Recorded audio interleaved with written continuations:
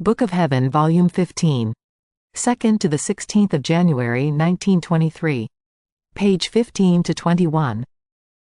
January 2, 1923. Prodigies of the divine fiat in the void of the soul. I was praying and abandoning all of myself in the arms of the most holy will of God, and my always lovable Jesus, coming out from my interior and taking my hand, told me, "My daughter, come with me and look at the great void which exists between heaven and earth." Before my fiat was pronounced, this great void was horrible to the sight. Everything was disorder. No separation of land, of water, or of mountains could be seen. It was one heap that struck fright. But as soon as my fiat was pronounced, all things rolled about, bumping against one another, and each of them took its place, remaining all ordered with the imprint of my eternal fiat. Nor can they move if my fiat does not want it. The earth no longer struck fright. On the contrary, as one sees the vastness of the seas, their waters no longer muddy but crystal clear, their sweet murmuring, as if the waters were voices speaking softly and quietly among themselves, their roaring waves which sometimes rise so high as to make mountains of water appear, which then fall back again into the same sea. How much beauty does this not contain? How much order, and how much attention does it not earn from creatures? And then, the earth, all green and flowery, how much variety of beauty does it not contain? But this was nothing yet. The void was not completely filled, and just as my fiat hovered over the earth and separated things and ordered the earth, in the same way, hovering up high, it extended the heavens. It adorned them with stars, and in order to fill the void of darkness, it created the sun which, dispelling darkness, filled this great void with light and made all the beauty of all creation stand out. But what was the cause of so much good? My omnipotent fiat. However, this fiat wanted a void in order to create this machine of the universe. Now, my daughter, do you see this great void in which I created so many things? Yet, the void of the soul is even greater. The former was to serve as the dwelling of man. The void of the soul was to serve as the dwelling of a god. I was not to pronounce my fiat for 6 days, as in creating the universe, but for as many days as the life of man contains, and so many times for as many as, putting his own will aside, he would let mine operate. Therefore, since my fiat was to do more things than it did in creation, more space was needed. But do you know who gives me free field in order to fill this great void of the soul? One who lives in my will. My fiats are pronounced repeatedly. Every thought is accompanied by the power of my fiat, and, oh!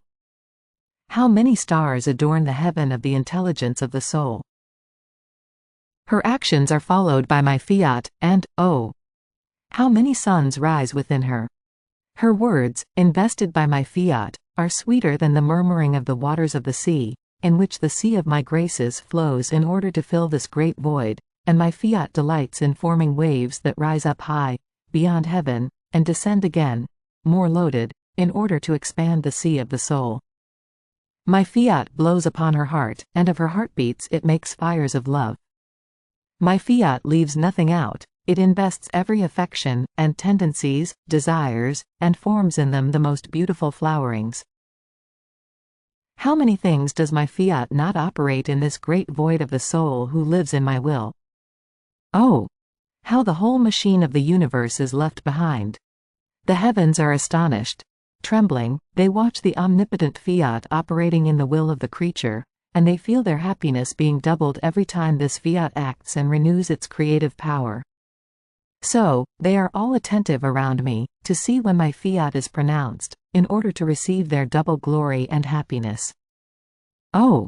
if all knew the power of my fiat and the great good it contains, they would all give themselves prey to my omnipotent will. Yet, there is to weep about. How many souls, with these great voids within themselves, are worse than the great void of the universe before my fiat was pronounced? Since my fiat does not hover within them, everything is disorder, the darkness is so thick as to strike horror and fright. There is one heap, all mixed together. Nothing is in place. The work of creation is upset in them, because my fiat alone is order. The human will is disorder. Therefore, my daughter, if you want order within yourself, let my fiat be the life of everything in you, and you will give me the great contentment that my fiat may be able to unfold, putting out the prodigies and the goods it contains. January 5, 1923. Jesus prays that his will be one with the will of the soul. The divine will must be like the air that one breathes. Attentiveness is the way to knowledge. Continuing in my usual state, I could hear my adorable Jesus praying in my interior, saying, "My Father, I pray you that our will be one with the will of this little daughter of our volition. She is a legitimate birth from our will. Oh, please, for the honor and decorum of our eternal will, let it be so that nothing may come out of her which is not a birth from our volition, and that she may know nothing but our will. And in order to obtain this, I offer you all the acts of my humanity, done in our adorable will." Afterwards, he remained in deep silence, and I don't know how, felt so transfused in the acts that my Jesus had done in the divine will, that I kept following them, one by one, doing my own united with his. This made me absorb so much light, that Jesus and I remained immersed in a sea of light, and Jesus, coming out from within my interior, standing up, with his soles on the place of my heart, and waving his hand which, more than sun, sent forth light, cried out loudly, "Come, come all of you, angels, saints, pilgrim souls, all generations, come and see the portents and the greatest miracle never before seen, my will operating in the creature." At the sonorous, melodious and powerful voice of Jesus, which filled heaven and earth, the heavens opened and all ran around Jesus, and looked at me to see how the divine will was operating. All remained enraptured and thanked Jesus for such a great excess of his goodness. I remained confused and humiliated to the summit, and I said to him, "My love, what are you doing? It seems that you want to show me to everyone, to let everyone point at me. What repugnance I feel." And Jesus, "Ah, my daughter, it is my will that I want everyone to know and to point at, as new heaven and means of new regeneration, and you will remain as though buried in my will. My will must be like the air that one breathes which, while it cannot be seen, can be felt. It cannot be seen, and it gives life. It penetrates everywhere, even into the most intimate fibers, to give life to each beat of the heart. Wherever it enters, into darkness, into the abysses, into the most secret receptacles, it constitutes itself life of everything. In the same way, my will be more than air within you, which, coming out of you, will constitute itself life of everything. Therefore, be more attentive, and follow the will of your Jesus, because attentiveness will make you know where you are and what you are doing. Knowledge will make you appreciate and esteem more the divine royal palace of my will. Suppose that someone finds himself in the royal palace of a king, and that he does not know that that residence belongs to the king. He will have no appreciation, he might even walk distractedly, talking, laughing, nor will he dispose himself to receive the gifts of the king. But if he knew that that is the royal palace of the king, he would look at things with attention, and would appreciate them. He would walk on tiptoe, speak in a low voice, be all eyes to see whether the king comes out of some room, and would put himself as though in waiting, to receive great gifts from the king. See, attentiveness is the way to knowledge, and knowledge changes a person, as well as things, disposing him to receive great goods. So, by knowing that you are in the royal palace of my will, you will always receive, and will take so much as to be able to give to all of your brothers. January 16, 1923. The second general turmoil. I felt very afflicted because of the privation of my sweet Jesus, and I thought to myself, why does he not come?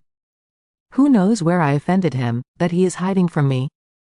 And while I was thinking of this, and who knows how many other things, which it is not necessary to say here, my adorable Jesus moved in my interior, and clasping me tightly to his most holy heart, with tender and compassionate voice, told me, "My daughter, after so much time that I have been coming to you, you should have understood by yourself the reason of my hiding, though hidden not outside, but inside of you." Then, sighing, he added, "Ah! It is the second general turmoil that the nations are preparing, and I will remain posted in you, and as though on the lookout, to see what they are doing. I have done everything to dissuade them. I have given them light, grace. I called you in a special way during the past months, to make you suffer more, so that my justice, finding an embankment in you and one more satisfaction in your pains, might let light and grace descend more freely into their minds, so as to dissuade them from this second turmoil. But everything has been in vain. The more they united together, the more discords, hatreds and injustices they fomented, to the point of forcing the oppressed to take up arms to defend themselves. And when it comes to defending the oppressed and justice, also natural, I must concur. More so, since the nations which appear to be victorious, succeeded on the basis of the most perfidious injustice. They should have understood this by themselves, and been meeker toward the oppressed. On the contrary, they are more inexorable, wanting not only their humiliation, but also their destruction. What perfidy! What perfidy, more than diabolical! They are not yet satiated with blood. How many poor peoples will perish? I grieve, but the earth wants to be purged, more cities will be destroyed. I too will claim many lives through the scourges I will send from heaven. And while this happens, I will remain in you, as though posted, and on the lookout. And he seemed to be hiding more inside of me. I felt immersed in a sea of bitterness because of this speaking of Jesus. Then, afterwards, I felt surrounded by people who were praying, as well as my celestial Mama who, extending her hand into my interior, grabbed one arm of Jesus and pulled him out, saying to him, "My son, come into the midst of peoples. Don't you see into what a sea of storms they are about to plunge themselves, such that it will cost them a sea of blood?" But as much as she pulled him, Jesus did not want to come out. And she, turning to me, prayed to him very hard, that things may be milder. So I started praying, and now he would place his ear in mine, letting me hear the movements of peoples and the noise of the weapons. Now he would show me various races of peoples uniting together, some, ready to wage wars, and some preparing themselves. So, clinging tightly to my Jesus, I said to him, "Placate yourself, my love, placate yourself. Don't you see how much confusion of peoples there is? How many turmoils?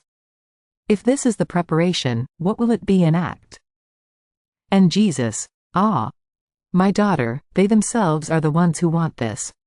The perfidy of man wants to reach the excesses, and each one wants to draw the other into the abyss. However, the union of different races will serve my glory later on.